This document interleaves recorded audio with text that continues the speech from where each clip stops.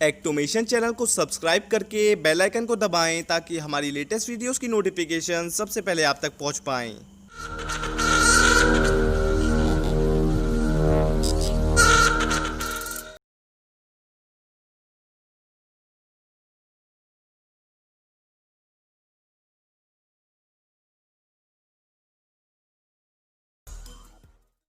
Hello audience, तो कैसे हैं आप सब लोग। आई होप आप अपने घरों में सब सेफ और सुरक्षित होंगे। तो लीजिए दोस्तों, एक्टोमेशन की पहली वीडियो आपके लिए हाजिर है। और सबसे पहले तो मैं आपका बहुत बहुत हार्दिक स्वागत करता हूं हमारे आपके अपने चैनल एक्टोमेशन। दोस्तों, मैंने ये पहली वीडियो अपने देश के जवानों के लिए बनाई है, अपने देश के लिए बनाई है, मेरे अंदर का जो अपने देश के लिए पैट्रियोटिज्म है उसके लिए बनाई है। और दोस्तों, मैंने इसी वीडियो को इसलिए अपनी पहली वीडियो के रूप में सर्वश्रेष्ठ समझा। दोस्तों, आपने इंडिया और पाकिस्तान की लड़ाई तो बहुत बार सुनी होगी। न्यूज़पेपर्स में रिपोर्ट्स आती हैं, खबर आती हैं कि पाकिस्तान ने सीज़ फायर का उल्लंघन कर दिया। तो दोस्तों, मैं आपको बताना चाहता हूँ कि ये जो लड़ाइयाँ होती हैं, ये जो उल्लंघन होता है सीज़ फायर पे, ये एक बाउंड्री के जरिए होता है, एक बाउंड्री का उल्लंघन होता है। दोस्तों, ये है LOC यानी लाइन ऑफ कंट्रोल, जो कि पाकिस्तान ऑक्यूपाइड कश्मीर POK और इंडिया को सेपरेट करती है। और दोस्तों, बाकी जो उल्लंघन होते हैं या बाकी जो अटैक्स वगैरह होते हैं वो सब और कई जगह होते हैं। पर दोस्तों, आज हम जिस लाइन की बात करने वाले हैं वो है LAC यानी लाइन ऑफ एक्चुअल कंट्रोल, जो कि चाइनीज ऑक्यूपाइड लद्दाख और इंडिया को सेपरेट करती है। दोस्तों, हमारे आज के इस इंडिया वर्सेस चाइना के विषय में मैं आपको बताना चाहूँगा कि पेंगोंग लेक में एक 10 किलोमीटर का अप्रोक्सीमेटली एरिया आता है, जिसे हम कह सकते हैं ADPA, जिसका फुल फॉर्म है एरिया ऑफ डिफरेंट परसेप्शंस। दोस्तों, ये जो एरिया है ये ना इंडिया का माना जाता है और ना ही चाइनीज का माना जाता है। दोस्तों, इस एरिया में काफ़ी पहले इंडियन आर्मी और चाइनीज आर्मी पेट्रोलिंग के लिए आया करती थी और दोस्तों पेट्रोलिंग करके ही लौट जाती थी। इस एरिया में ना कोई आबादी है और ना ही कोई ज़्यादा सिक्योरिटी रीजंस का हमें इंडिया को खतरा है। दोस्तों, अब लेकिन जब इंडिया काफ़ी डेवलप हो गया है, उसने अपने ट्रूप्स और इक्विपमेंट्स को डेवलप किया है, तो दोस्तों अब ऐसा हुआ है कि इंडियन आर्मी ने भी पेट्रोलिंग बढ़ा दी है और उधर से चाइनीज आर्मी ने भी पेट्रोलिंग बढ़ा दी है।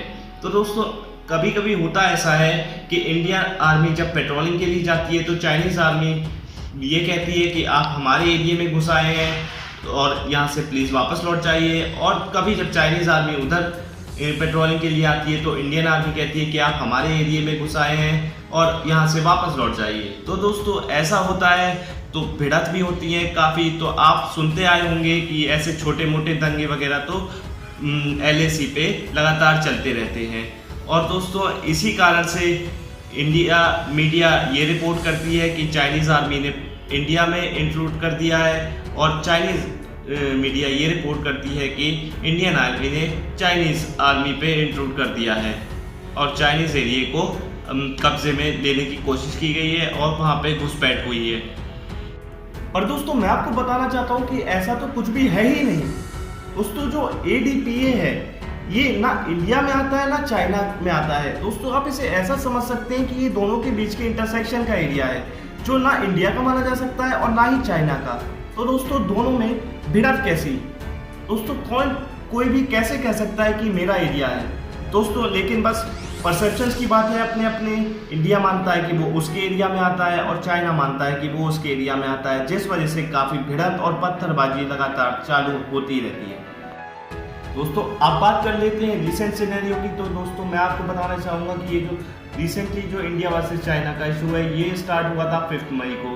दोस्तों, मैं सबसे पहले आपको बता देना चाहूँगा कि पेंगोंग लेक जो है उसमें पॉइंटेड एजेस हैं, शार्प एजेस हैं, जिसे हम कहते हैं फिंगर्स। और दोस्तों, वो बिल्कुल क्लियरली डिफाइंड है। हमें पता है कि फिंगर 1 कौन सी है, यानी F1 कौन सी है, F2 कौन सी है, F3, F4, F5, F6, F7 and F8 कौन सी है। टोटल 8 फिंगर्स है इसमें। तो दोस्तों, मैं आपको बता देना चाहता हूँ कि ये जो लड़ाई हुई है ये हुई है फिंगर F2 से F8 के बीच में।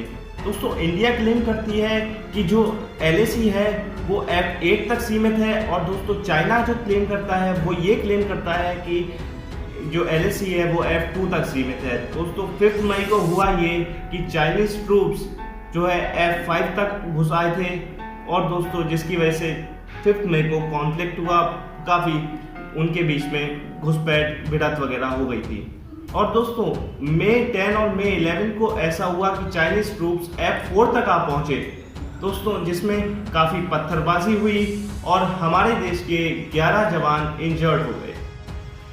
और दोस्तों मैं तो आपको पहले ही बता चुका हूं कि LAC तो क्लियरली डिफाइंड ही नहीं है, फिर उसमें किसी का क्लेम करने का क्या मतलब।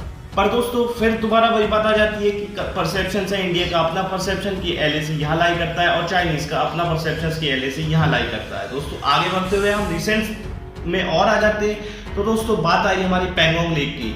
तो दोस्तों अभी रिसेंटली जो पैंगोंग लेक के रिगार्डिंग जो इशू हुआ है वो इस बात पर है कि चाइनीज ट्रूप्स ने फिजिकली अपने एक्वायर कर लिया है जो एरिया है बिटवीन F4 एंड F8, यानी फिंगर 4 और फिंगर 8 के बीच का एरिया जो चाइनीज ने एक्वायर कर लिया है, और उन्होंने वहाँ पे अपने ट्रूप्स और इक्विपमेंट्स वगैरह लाके बिछा दिए, तैनात कर दिए हैं।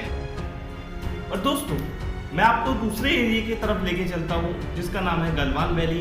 दोस्तों यहाँ पे सिचुएशन और ज़्यादा ट्रेजिक है, क्योंकि दोस्तों वहाँ से चाइना को मिलिट्री सपोर्ट भी मिल रहा है, मिलिट्री बेनिफिट भी हो रहा है उन्हें। दोस्तों इसमें एक 250 किलोमीटर की अभी हाल ही में नई रोड ले डाउन करी गई है, शोक और दरबुक से होते हुए दौलत बेग ओल्डी तक। तो दोस्तों वहां पे हुआ ये कि जैसे आप इमेजिन कीजिए, नीचे रोड है तो चाइना ने ऊपर थोड़ी हाइट पर अपने वहां पे ट्रूप्स लाके लगा दिए और वहां पे उस एरिया पे अपना कब्जा जमा लिया।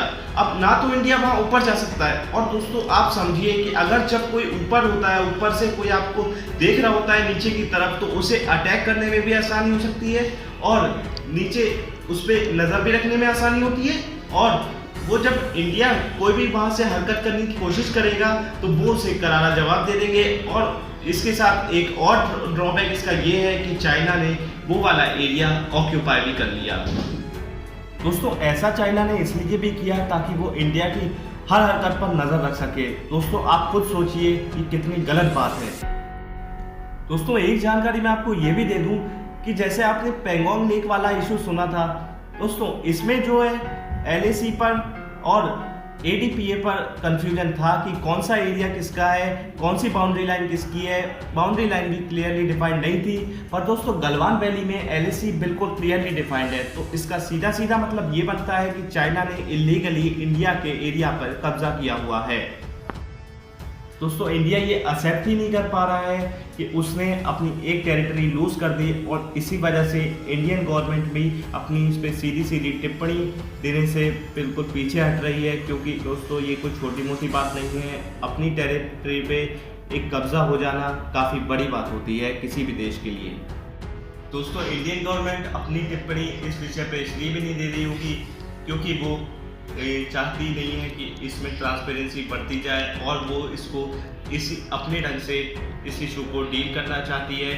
और दोस्तों इंडियन गवर्नमेंट इस सिचुएशन को नॉर्मलाइज कर देना चाहती है और जनता को जताना चाहती है कि जैसे कुछ हुआ ही ना हो। और दोस्तों ये जो सच होता है ना, ये ज़्यादा देर छुपता नहीं, और अब आप देख ही सकते हैं, सबको पता ही चल चुका है। दोस्तों चाइना ने ऐसा इसलिए भी किया होगा क्योंकि आप जानते ही हैं कि इस कोरोना काल में उसकी इकोनॉमी कितनी ज़्यादा गिर चुकी है। दोस्तों इसी को छुपाने के लिए, इसी को ढकने के लिए, चाइना की इसी गलती को ढकने के लिए अपने मन में चाइना के प्रति लोगों को पेट्रियोटिक बनाने के लिए, उनके अंदर पेट्रियोटिज्म की और उत्पत्ति कराने के लिए चाइना ने अब इंडिया पर भी कब्जा करना शुरू कर दिया है, और जिसकी वजह से वो ये जताना चाहता है कि वो अपने देश के प्रति कितना सजग है, लेकिन ऐसा करके सिर्फ अपनी कायरता को दिखा रहा है। दोस्तों मैं आपको बता दूं, चाइना इतना घटिया है कि वो एक कदम भी पीछे हटने को राजी नहीं है, एक कदम भी पीछे हटने को तैयार नहीं है, और वो लगातार निरंतर इंडिया को अपनी रौब दिखा रहा है और आंखें दिखा रहा है।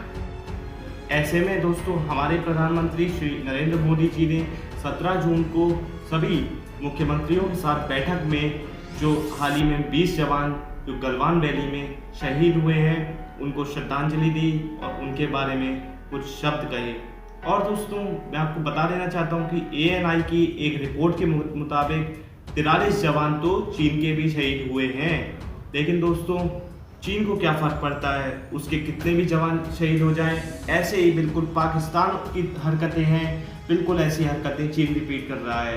लेकिन दोस्तों हमें तो फर्क पड़ता है ना, हमारे तो देश के जो एक एक जवान है, एक एक देश के जवान की जान की हमें परवाह है ना। तो दोस्तों ऐसे ही हम तो अपने देश के जवानों की कुर्बानी का बदला जरूर लेंगे। दोस्तों बैठक में श्री नरेंद्र मोदी जी ने कुछ ये बातें कही हैं कि भारत हमेशा से ही एक शांति प्रिय देश रहा है और उन्होंने कहा कि लोकः समस्तः सुखिनो भवन्तु। जी हाँ दोस्तों, जिसका अर्थ है कि भारत को हमेशा पूरी दुनिया की शांति की ही परवाह है।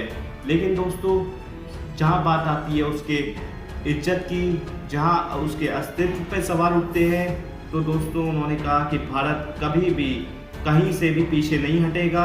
भारत जल नभ थल हर जगह अपनी सेना को पूरी तरह तैयार करके तैनात करेगा। उन्होंने कहा भारत एक बहुत ही फ्रेंडली और कोऑपरेटिव देश है और दोस्तों उनकी एक कोशिश रहती है भारतवासियों की कि no differences convert into disputes. जी हाँ दोस्तों, आपसी मतभेद कभी भी लड़ाई में बदलने नहीं चाहिए। और दोस्तों भारत ने तभी अपना शक्ति प्रदर्शन करा है जब बहुत ही ज़रूरत आन पड़ी है। दोस्तों उन्होंने आगे बढ़ते हुए ये भी कहा कि भारत शांति चाहता है लेकिन उकसाने पर जवाब देना भी बहुत अच्छे से जानता है। और दोस्तों वो ये कहते हैं कि जवानों का बलिदान बिल्कुल भी व्यर्थ नहीं जाएगा और हमारे देश को उन जवानों पे बहुत ही गर्व होगा जो देश के लिए लड़ते लड़ते मिटे। दोस्तों अब चाइना की हरकतें सारी हदों को पार कर चुकी हैं, क्योंकि उसने सिर्फ इसी साल के अंदर ही एक नहीं दो नहीं बल्कि तीन बड़ी गलतियों को अंजाम दे दिया है। दोस्तों जी हाँ, सबसे पहली जो है वो ये इंडिया वर्सेस चाइना वाला इशू जो मैंने अभी आपको एक्सप्लेन कर दिया है। दूसरा जो है वो है कोरोना का जन्म।